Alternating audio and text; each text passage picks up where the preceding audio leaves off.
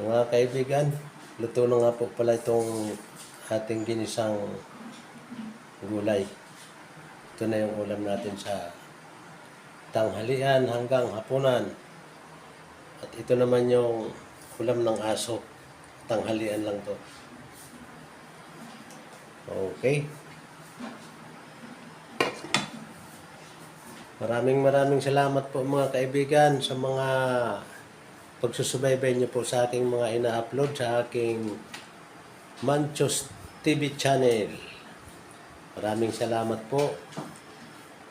God bless. Bye-bye. I love you all.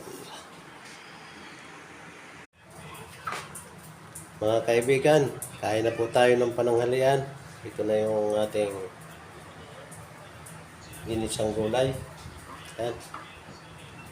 Kain na po tayo.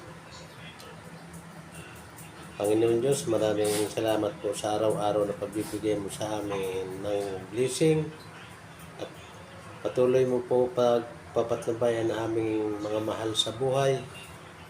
Ingatan mo po kami sa araw-araw. Amen.